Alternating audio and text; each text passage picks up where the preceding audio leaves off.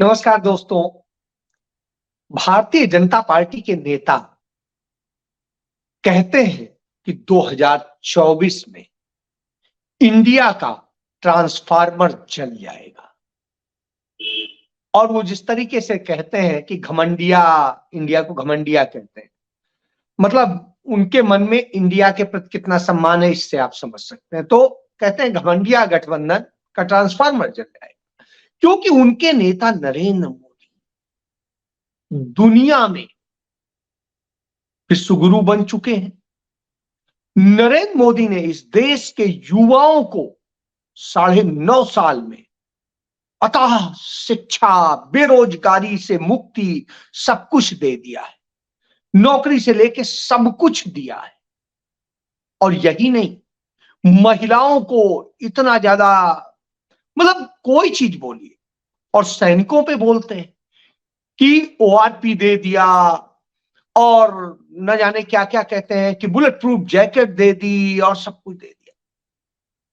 साहब, जब आप ये बताते हैं तो इसके जवाब में वहीं बैठी हुई कांग्रेस की, जो कांग्रेस की सैन्य अधिकारी हैं, वो अनुमा आचार्य कहती हैं, मैं खुद 24 साल नौकरी की है, मुझे तो आज तक ओआरपी नहीं मिला। फिर आपने किसको दे दिया, मुझे बता दीजिए। पूर्व सैनिकों पर लाठी कांग्रेस सरकार में तो नहीं चली, आपकी सरकार में चली। पूर्व सैनिकों को पुलिस पकड़ के ले गई, ये आपकी सरकार में हुआ। और यह तब हुआ जब रेवाड़ी में अपनी पहली प्रधानमंत्री का कैंडिडेट घोषित होने के बाद में नरेंद्र मोदी ने 2013 के सितंबर में पहली रैली में बात कही थी कि इस देश के जवानों को, इस देश के किसानों को वो क्या देंगे, इसको लेके बोला था। पूर्व सैनिकों को संबोधित किया, तमाम वायदे किए थे। उनमें से कौन सा वायदा पूरा किया, यह बता दीजिए। और जब कहते हैं राफेल लाए, तो राफेल की जो पहला टेंडर हुआ था वो 2007 में हुआ था। और अनुमा आचार्य ने तो तमाम सारी चीजें खोल के रख दी। उन्होंने कहा, यह बताइए कि कांग्रेस ने सचमुच छिपाया छिपाया कि सावरकर की बदनामी ना हो, इसलिए कि वो जो अंग्रेजों से 60 रुपया महीना पेंशन लेते थे, उस समय कलेक्टर की सैलरी 40 रुपए होती थी और उन्हें 60 रुपए मिलते थे मुखबिरी करने के। वो हमने छिपाया कि क्यों बदनाम किया जाए, किसी पर कीचड़ उछाला जाए। हमने छिपाया उस सबूत को कि कैसे मोरारजी देसाई सीआईए एजेंट के तौर पे काम कर रहे थे और उन्होंने इंदिरा गांधी की सरकार गिराने के लिए तत्कालीन अमेरिका के राष्ट्रपति के पूरे खेल का हिस्सा था और इसलिए इंदिरा गांधी को बदनाम किया गया। किस तरीके से सीआईए एजेंट्स के ही जरिए पूरा खेल रचा गया और इंदिरा गांधी के चुनाव को एक गलत आधार पर रद्द कराया गया, सारी चीजें वो मजबूर किया गया, वो हालात पैदा हुए। हमने नहीं बताया कभी कि जॉर्ज फर्नांडिस पे क्यों हम उछाले कीचड़, और क्योंकि कीचड़ उछालने की हमारी परंपरा नहीं रही, इसलिए कि वो सीआईए एजेंट थे और वो सीआईए के लिए क्या क्या करते थे और उन्होंने कैसे भारत के कई सैन्य समझौते होने में रोड़ा अटकाया था, हमने नहीं बताया। लेकिन आप यदि इस तरह करेंगे तो फिर राज मजबूरी में खोलने पड़ते हैं। यदि आप शोर न मचाते, हम तो कभी किसी पे नहीं बोलते, सुभाष चंद्र बोस पे भी नहीं बोले, और आपने सुभाष चंद्र बोस की सारी फाइलें खोली और उसके बाद जो कांग्रेस पे लांछन लगाते थे सब सामने आ गया कि 100% झूठे थे। और उल्टा यदि उन फाइलों को देख लेंगे तो सुभाष चंद्र बोस की बदनामी होगी, इसलिए हम उस पर चर्चा नहीं करते। बहुत सारी चीजें बोली, ये अपने आप में बहुत सारे सबूत हैं। आज मैं एक चीज देख रहा था कि अमित शाह ने एक ट्वीट किया और ट्वीट में पंडित मदन मोहन मालवीय को लेके उन्होंने ट्वीट करके उनकी महानता और सबका बखान किया। मुझे हंसी आई, मैंने उनके ट्वीट पर उन्हें रिप्लाई किया। हमने कहा बिल्कुल आपने सही कहा, कांग्रेस में ऐसे ही लीडर होते थे। यही वजह है कि पंडित मदन मोहन मालवीय 4 बार अखिल भारतीय कांग्रेस कमेटी के अध्यक्ष रहे,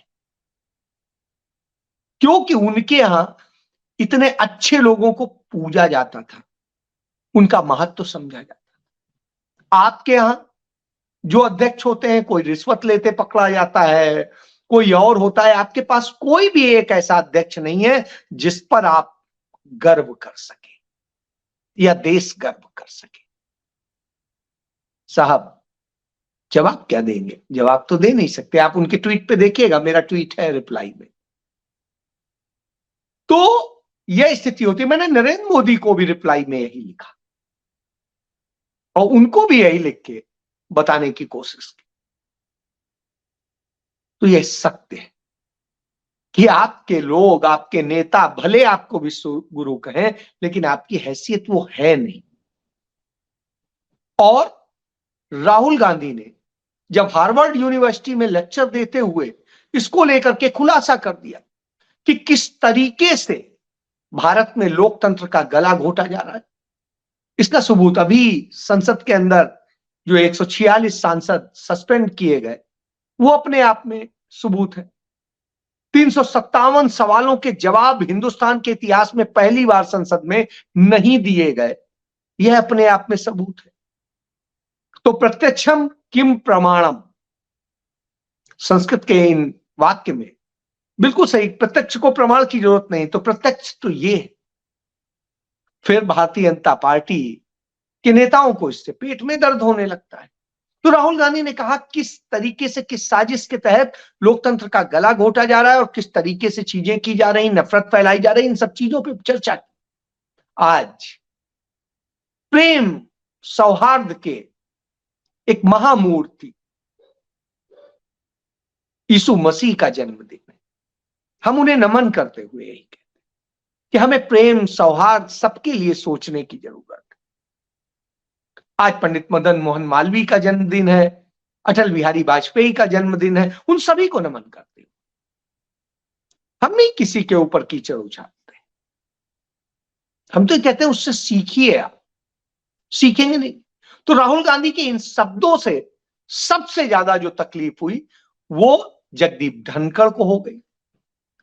और वो संबोधित कर रहे थे एक जगह, तो साहब मुख्यमंत्री के गुणगान कर रहे थे, प्रधानमंत्री के गुणगान कर रहे थे, संवैधानिक पद पे बैठे थे। ये अपने आप में सबूत था कि जो पद किसी प्रधानमंत्री, मुख्यमंत्री या किसी पार्टी की सरकार की प्रशंसा करने के लिए नहीं है, बल्कि उसके कार्यों को निष्पादित कराने के लिए, उनका सुपरविजन करने के लिए वो शख्स ये कहता है। और जिसने खुद अपने हाथ से कत्ल किया हो लोकतंत्र का, वो आदमी ऐसा कहता है। तो साहब हंसी आती है कि उनको तकलीफ होती है और वो कहते हैं, झूठ बोलते हैं और ऐसा करते हैं। तो साहब जब प्रत्यक्ष प्रमाण मौजूद है तो क्या होगा? इसीलिए कल्याण बनर्जी जो टीएमसी के सांसद हैं, जिन्होंने उनकी मिमिक्री की थी, उन्होंने कहा मिमिक्री करना मेरा अधिकार है, संवैधानिक अधिकार है, यह एक कला है और मैं इसे करता हूं और गर्व से करता हूं और करता रहूंगा। मैं खुद एक सीनियर एडवोकेट हूं, मैं कानून जानता हूं क्या गलत है और क्या सही है, क्या नैतिक है, क्या अनैतिक है। इसलिए मुझे ये पाठ ना पढ़ाएं, या तो बता दें कि कहां से ये कानून नहीं गलत, तो मैं वो करता हूं। और इसलिए भी करता हूं कि यह सचेत करने का एक अपना माध्यम है, सशक्त माध्यम है, जिसमें किसी को बुरा नहीं कहा जाता है, बल्कि उसी की एक्टिंग को समझाया जाता है। क्यों बुरा लग रहा है? क्योंकि वास्तव में जब चोर को चोर कह दो तो उसे बुरा लगता है। वही स्थिति है कि चोर जो छिपाए हुए अपने आप को सफेद पोश बता रहा है, यदि उसके बारे में कोई बात कर दो तो उसे तकलीफ हो जाती। कमोवेश यही हालात तो ये लोकतंत्र इस तरह का बना दिया गया है। इस तरह का जब लोकतंत्र बना दिया गया है तो सब भाजपा नेताओं की इन बातों पे कि 2024 में ट्रांसफार्मर फूक जाएगा, तो सब कैसे फूक जाएगा? यदि जनता में थोड़ी भी समझ होगी, वैसे मैं समझता हूं कि है, कि थोड़ी भी समझ होगी तो अपने आप फूक जाएगी। हमें तो नहीं दिख रहा है, हमें तो आपका ट्रांसफार्मर फूकता दिख रहा है, और फूकने का काम आप ही लोग करते हैं, वो तो करते नहीं। तो साहब, जब आप फूकने की बात करते हैं तो सवाल आता है क्या फूके? दो चीजें होती हैं, एक गवर्नेंस होती है, एक राजनीति होती है। दोनों का अंतर बहुत थोड़ा सा होता है। तो भारतीय जनता पार्टी गवर्नेंस नहीं करती है, वो राजनीति करती है, और राजनीति के लिए गवर्नेंस होती है। लेकिन कांग्रेस पार्टी गवर्नेंस करती है, और गवर्नेंस का लाभ राजनीति में चाहती है। यानी आपके लिए करके हम पूछेंगे। मैं चंडीगढ़ जैसे शहर में होता हूं अधिकतर वक्त। चंडीगढ़ में जब मैं चलता हूं तो अभी बताया मुझे किसी ने कि 2 दिन पहले एक विज्ञापन छपा, तमाम भाजपा के नेताओं ने बताया कि अमित शाह ने इतनी सौगात दे दी, मोदी सरकार ने इतनी सौगात दे दी। मैंने कहा क्या सौगात दे दी? पता चला एक जगह एक बिल्डिंग पुरानी बनी हुई थी, उसके जहां पर डायरेक्टर वगैरह बैठते थे, उस बिल्डिंग की मरम्मत हुई थी और उसे नए सिरे से वो किया गया था, तो वो बिल्डिंग कर दी उन्होंने। पानी का जो वो है उसको लेकर के उन्होंने जो सुधार करा दिया, तो उसको लेके सौगात दे दी। इसी तरीके से 2 3 4 और गिनाए। मैंने कहा इतने बड़े चंडीगढ़ ये 5 चीजें गिनाने के बाद में आप कहते हैं आपने सौगात दे दी। क्या कभी नेहरू ने, गांधी ने, राहुल गांधी ने या किसी ने ये कहा कि ये चंडीगढ़ पूरा शहर ही हमने दे दिया, पूरा शहर हमने नए सिरे से बसाया, जहां एक घर नहीं होता था शहर का, पूरा शहर बसाया, नया शहर, हिंदुस्तान के इतिहास का ही नहीं, एशिया का पहला प्लांट सिटी था। अर्बन फॉरेस्ट्री का पूरे एशिया में नमूना है। और साहब यहां सब मैन मेड ही है, चाहे झील हो, चाहे जंगल हो, चाहे जो कुछ हो, सब बनाया गया। तो कांग्रेस ने क्या कहा कि हमने ये सब बनाया। इंटरनेशनल एयरपोर्ट से लेके उद्घाटन जरूर मोदी सरकार में हो रहा है, लेकिन बनाने से लेके सब कुछ काम कांग्रेस सरकार ने किया। और यही नहीं, कांग्रेस सरकार ने यहां देश का सबसे अच्छा पीजीआई भी बनाया, यहां पर मेडिकल कॉलेज भी बनाया, यहां की रेजिडेंसीज बनाई, तमाम सारी चीजें बनाई। बाजार से लेके कुछ भी है, जीरो से लेके सब कुछ उन्हीं का बनाया। वो तो नहीं कहते, आप इसको लेके करते हैं। तो ये गवर्नेंस और राजनीति का अंतर। आप किए हुए काम को उद्घाटन करके, फीता काट के, अपना काम बता के राजनीति करते हैं, और वो इतना सब कुछ बना के भी नहीं कहते हैं। तो ये खूबी है। और यही बात राहुल गांधी अपने शालीन शब्दों में समझाते हैं, बताते हैं।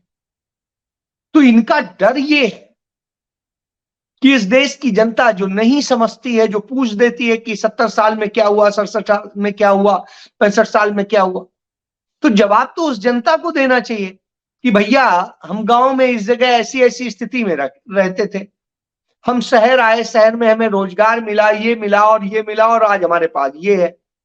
किसके बूते? कांग्रेस की वो नीतियां थी, कांग्रेस का वो काम था, कांग्रेस के बूते व्यापार उद्योग सब पनप रहे थे। आज क्या स्थिति है? एक व्यापारी नेता मिले, चर्चा होने लगी, उनका व्यापार बड़ी बुरी स्थिति में है, ये बहुत बुरा हालत है, ये है। साहब 2 3 छोटे छोटे उद्योग चलाने वाले भी थे साथ में उनके, वो भी बताने लगे, रे भाई साहब बड़ी बुरी हालत।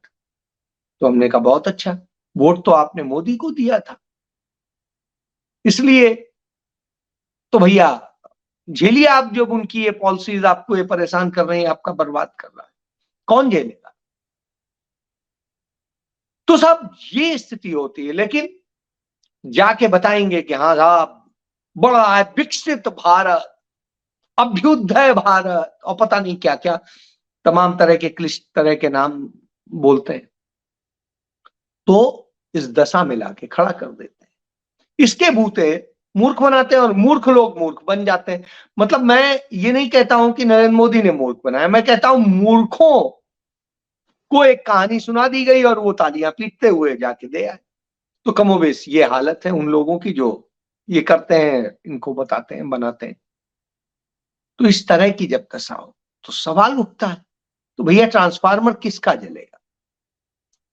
ट्रांसफार्मर तो उन्हीं का फूकेगा जो झूठ की बुनियाद पे है, जो गलत बोलते हैं, जो धर्म के नाम पे नफरत फैलाते हैं। और नफरत का खेल कितना चल रहा है आप देखिए। नफरत के आधार पर होने वाले अपराधों में 300% की बढ़ोतरी हुई है। 300%। यह हिंदुस्तान का इतिहास हो गया है दोस्तों। देश को 5 ट्रिलियन इकोनॉमी बनाने की बात करते हैं, बिल्कुल बन जाएगी। मैं कहता हूं बिल्कुल 100% बनेगी 2028 में। कैसे बनेगी? कर्ज से बनेगी। आज भारत की जीडीपी कितनी है? 300 लाख करोड़ की। और भारत पर कर्ज कितना है? 205 लाख करोड़ का। कांग्रेस के समय में भारत की जीडीपी कितनी थी? 200 करोड़ की। और कर्ज कितना था? 55 लाख करोड़ का। अब आप समझ लीजिए, 55 लाख करोड़ का कर्ज था, 200 करोड़ की जीडीपी थी। अब जीडीपी हो गई हमारी 300 करोड़ की और कर्ज हो गया 205 लाख करोड़। यानी हालत इतनी। तो कर्ज के बूते होंगे। और जो 2028 की बात करते हैं तो 2028 तक के ही कर्ज बढ़ करके हो जाएगा 5 ट्रिलियन के करीब। अब आप समझिए कि 450 करोड़ के करीब कर्ज हो जाएगा और भारत की जीडीपी उसी के बूते 525 लाख करोड़ की हो जाएगी। यानी कर्ज ये इस हालत में ला करके आपको खड़ा कर दे। और जब इस हालत में लाके खड़ा कर देगा, आप सोचिए, तो जीडीपी को बर्बाद करने का काम कर रहे हैं। पहले जीडीपी से कम कर्ज होता था, अब जीडीपी से ज्यादा कर्ज होता है। और ज्यादा नहीं, कई गुना ज्यादा होता है। तो इस बूते यानी आपकी जेब से हम लूटेंगे भी। और ये स्थितियां तब है जब हम पर सबसे ज्यादा टैक्स लिया जाता है पूरी दुनिया में। क्यों? आप कोई नया शहर नहीं बना सकते। इस देश का डेवलपमेंट के नाम पे आप सिर्फ धंधा करते हैं, सड़कें बेच रहे हैं, ये कर रहे हैं, वो कर रहे हैं, जो भी कर रहे हैं, हर एक चीज में आप टैक्स ले। और जब आप ये सब वसूली कर रहे हैं तब भी देश पर कर्ज बढ़ रहा है। क्यों? क्योंकि इस देश में जो लूट मची है, उस लूट के बूते आप सिर्फ धंधा ये करते हैं कि साहब, अमित शाह कहते हैं ना, हम फ्री राम के दर्शन कराएंगे, रामलला के। तो फ्री के दर्शन कराएंगे, भगवान इनके खरीदे हुए हैं, गुलाम हैं कि उनके आप दर्शन कराएंगे। तो इस तरह की जब परिस्थितियों में देश को लाके खड़ा कर दिया गया हो तो आपको सोचना चाहिए। तो ट्रांसफार्मर किसका जलना चाहिए, ये फैसला तो आपको करना है कि ट्रांसफार्मर इन नफरत वालों का, इन लोगों का जो कहते हैं हम लाए हैं, हमने ये किया है, हम उस पे, या असलियत में जिन्होंने खड़ा किया है।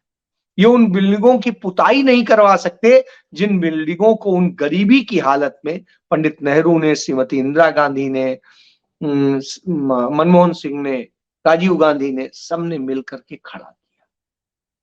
जितनी क्रांतियां की, चाहे हरित क्रांति हो, दुग्ध क्रांति हो, आयुध क्रांति हो, ऑर्डिनेंस फैक्ट्रीज की चेन हो, उत्पादन क्रांति हो, चाहे जो कुछ दे, औद्योगिकरण। तो इसलिए आपको समझना होगा कि सच कहां है और सच के साथ। राहुल गांधी उसी सच को हार्वर्ड में बता रहे थे जिससे इनके पेट में दर्द हो गया। जय